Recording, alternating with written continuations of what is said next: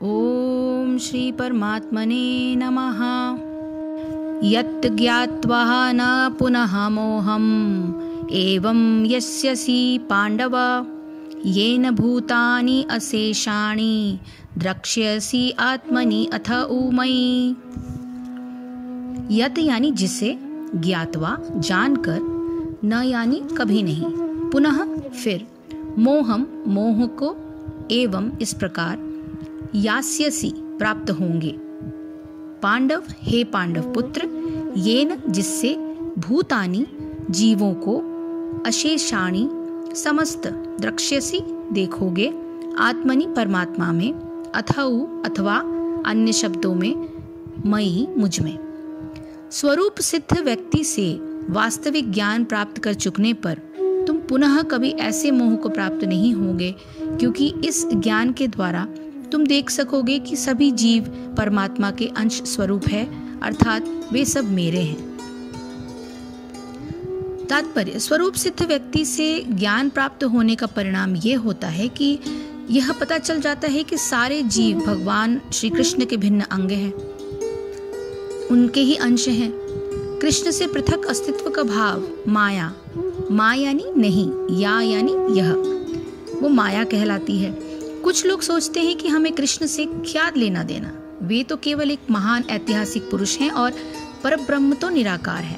वस्तुतः जैसे कि भगवद गीता में कहा गया है कि यह निराकार ब्रह्म कृष्ण का व्यक्तित्व तेज है। कृष्ण भगवान के रूप में प्रत्येक वस्तु के कारण है। ब्रह्म संहिता में स्पष्ट कहा गया है कि कृष्ण भगवान हैं और सभी कारणों के कारण हैं। यहाँ तक कि लाखों अवतार उनके विभिन्न विस्तार ही हैं। इसी प्रकार सारे जीव भी कृष्ण के अंश हैं।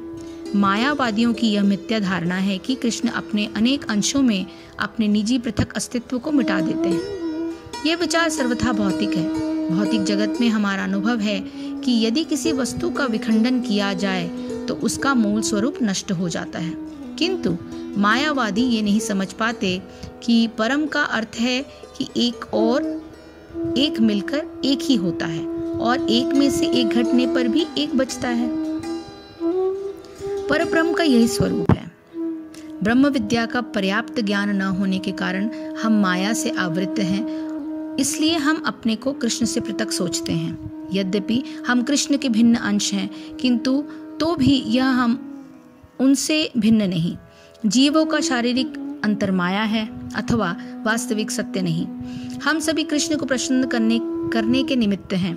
केवल माया के कारण ही अर्जुन ने सोचा कि उसके स्वजनों से उसका क्षणिक शारीरिक संबंध कृष्ण के शाश्वत आध्यात्मिक संबंधों से अधिक महत्वपूर्ण है। गीता का संपूर्ण उपदेश इसी ओर लक्षित है कि कृष्ण का नित्य दास होने के कारण जीव उनसे पृथक नहीं हो सकता। कृष्ण से अपने को विलग मानना ही माया कहलाती है। परब्रह्म के भिन्न अंश के रूप में जीवों को एक विशिष्ट उद्देश्य पूरा करना होता है।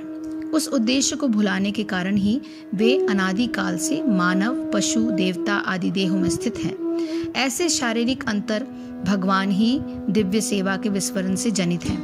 किंतु जब कोई कृष्ण भावनामृत के माध्यम से दिव्य सेवा में लग जाता है तो वह इस माया से तुरंत मुक्त हो जाता है। ऐसा ज्ञान केवल प्रामाणिक गुरु से ही प्राप्त हो सकता है और इस तरह वह इस भ्रम को दूर कर सकता है कि जीव कृष्ण के तुल्य है। पूर्ण ज्ञान तो यह है कि परमात्मा कृष्ण समस्त जीवों के परमाश्रय हैं और इस आश्रय को त्याग देने पर जीव माया द्वारा मोहित होते हैं, क्योंकि वे अपना अस्तित्व पृथक समझते हैं।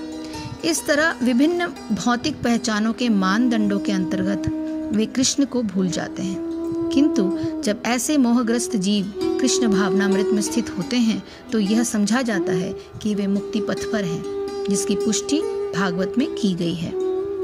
श्लोक संख्या 35 में, जिस तत्व ज्ञान को प्राप्त कर तुम फिर इस प्रकार मोह को प्राप्त नहीं होगे, और हे अर्जुन, जिस तत्व ज्ञान से तुम संपूर्ण प्राणियों को अपने में निशेष भाव से देखोगे और उसके बाद मुझ परमात्मा में देखोगे।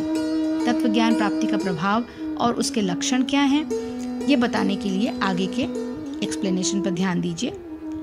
इस अत्यंत महत्वपूर्ण श्लोकों में यह बताया गया है कि जिस तत्व ज्ञान की प्राप्ति की प्रणाली श्लोक संख्या 34 में बताई गई थी, उसके प्राप्त हो जाने पर योगी की विचारशैली पर क्या प्रभाव पड़ता है और उसकी प्राप्ति के लक्षण क्या हैं, इसे बताते हुए भगवान निम्नलिखित तथ्यों को स्पष्ट करते हैं। पहला, पुनः मोह में न पड़ना। अहंकार के कारण मनुष्य अपने को सब कर्मों का कर्ता और भोक्ता मान बैठता है। कर्म करने की प्रेरणा सुख की आशा से होती है और आशा के पूर्ण न होने पर अथवा कर्म करने की असमर्थता का बोध होने पर मनुष्य का चित्त निराशा, विषाद और शोक से भर जाता है। प्रस्तुतः प्रकरण में अर्जुन की भी यही दशा थी। इसी कारण वह आरंभ में तो अत्यंत उत्साह से युद्ध करने में प्रवृत्त हुआ था, किंतु सामने अपने निकट संबंधियों को देखकर वह फिर से ऊहापोह में पड़ गया और युद्ध से भागने के लिए भी उद्यत हो गया। यही उसका मोह में पड़ना था। मोह से कर्तव्य करने में अरुचि हो जाती है और फिर मनुष्य कर्तव्य न करने के भयानक फल भोगने के लिए विवश हो जाता है। तत्व ज्ञान की प्राप्ति के बाद मनुष्य में मोहग्रस्त होने की कोई संभावना ही नहीं रहती और वह प्रफुल्लित चित्त से और उत्साह पूर्वक प्रवृत्ति से फलासक्ति को त्याग कर कर्तव्य कर्म करने में तत्पर हो जाता है।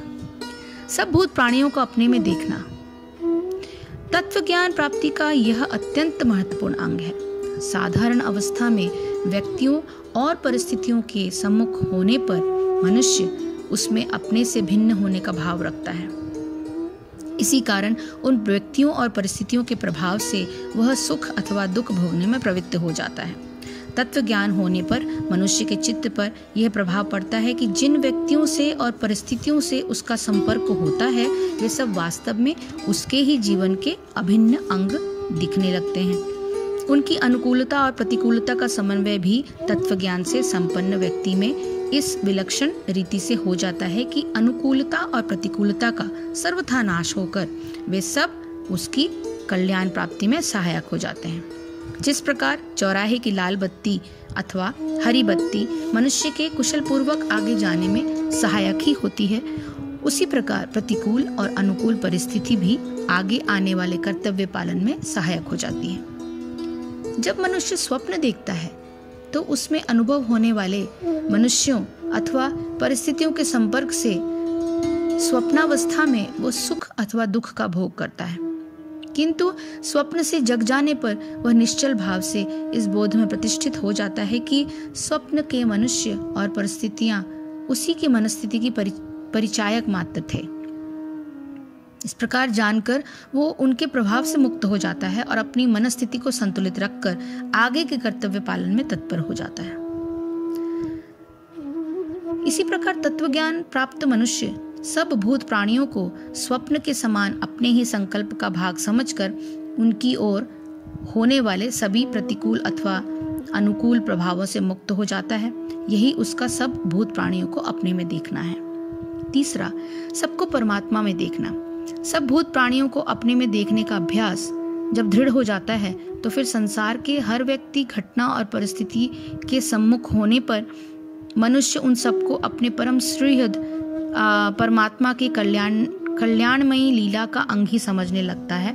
एक ममतामयी माँ अपने प्रिय बालक के शरीर में फोड़ा हो जाने पर बालक के कल्याण के लिए किसी कुशल चिकित्सक द्वारा फोड़े में चीरा लगवाते समय बालक के रोने का कोई विचार नहीं करती। मनुष्य जीवन में प्रतिकूलताएं भी इसी प्रकार भगवान के कल्याणकारी विधान का ही अंग होती हैं। ऐसा समझने से मनुष्य के मन के सारे अंतर्विरोध समाप्त हो जाते हैं और वो सब प्रकार के तनावों से मुक्त होकर परम आनंद की स्थिति प्राप्त कर लेता है। उसका जीवन आनंद से परिपूर्ण रहता है और प्रत्येक कर्तव्य कर्म करने में वह तनाव और थकान से मुक्त होकर सर्वदा स्फूर्तिमय रहता है। ऐसा मनुष्य इसी जीवन में सब बंधनों से रहित होकर मुक्ति का साक्षात अनुभव कर लेता है। अब यह प्रश्न उठता है कि इस प्रकार तत्व ज्ञान प्राप्ति से क्या उन लोगों का भी उद्धार हो जाता है जो पहले समय में पाप कर्मों में लिप्त हुआ रहे? इसका उत्तर देते हुए भगवान आगे के श्लोकों का वर्णन करेंगे। हरे कृष्ण कृष्ण कृष्ण हरे हरे, हरे राम राम राम हरे हरे। जय श्री कृष्ण, जय गुरुदेव।